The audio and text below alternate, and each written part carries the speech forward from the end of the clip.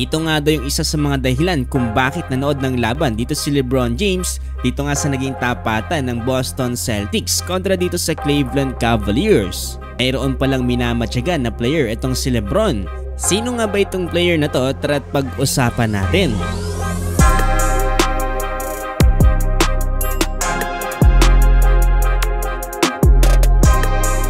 Ayon nga dito sa nailabas na report ng LakersDaily.com ay kung maalala ninyo nanood ng laban dito si LeBron James dito nga sa Game 4 ng Cavs kontra dito sa Boston Celtics. At mapapaisip kayo bakit nga ba bumalik dito si LeBron James at nanood ng laban dito nga sa kanyang dating hometown?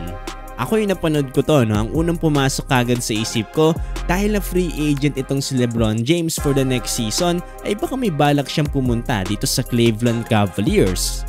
Pero bukod nga dyan ay meron palang mas malalim pa na dahilan kung bakit pumunta dito si LeBron. Ayon kasi mismo dito sa NBA analyst ng The Athletic na si Jovan Buha, meron palang binantayan dito si LeBron sa Cleveland Cavaliers para tignan nga dito nga sa potential Lakers trade target. At ito nga'y walang iba kundi itong si Darius Garland.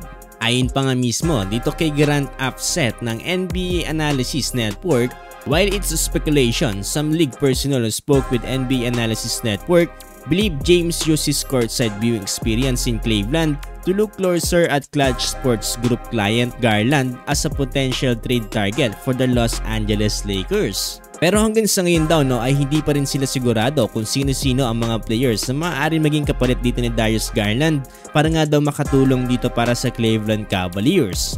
Ayon mismo dito kay Jovan Buha na ang Los Angeles Lakers ay nag-ooperate na para bang babalik itong si LeBron James for the next season. Sabi pa nga dito ni Jovan Buha, the Lakers are operating as if LeBron will be back. Dagdag pa nga niya dito, that is how they are approaching their offseason plans in terms of how to build a roster and what to do around the draft and with the picks and whatnot. So yun, medyo malaki-laki nga ang possibilities na babalik pa itong si LeBron James at maglalaro pa sa Lakers for the next NBA season. At kung gusto man nila itong si Darius Garland ay sa tingin ko naman magiging okay to na point guard para sa Lakers. Sa NBA season kasi nag-average to ng 18 points, 2.7 rebounds and 6.5 assists, shooting 44% from the field.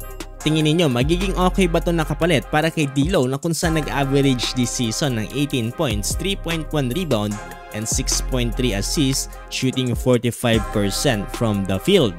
So yun medyo madaming kaganapan ngayon dito sa Los Angeles Lakers. Dagdag na rin kasi dito yung bali-balita na may balak ng kunin dito ng Los Angeles Lakers dito nga sa paparating na NBA draft etong anak ni LeBron James na si Bronny. Possible nga daw na kung hindi sa 17th pick, i-atras ito sa second round at dito nga sa 55 pick. Medyo malayo-layo na nga pero yan kasi ang mga naging report dito ng mga NBA scouts matapos silang mapanood itong si Bronny dito nga sa naganap na NBA draft combine. May mga balita din daw na lumabas na kahit nga makuha ng ibang NBA teams itong si Bronny ay hindi daw aalis ng Lakers itong si LeBron James para lang makasama ang kanyang anak. Kung yun ay may kukuha pang ibang NBA teams para dito kay Bronny. Kayo, anong masasabi niyo patungkol dito?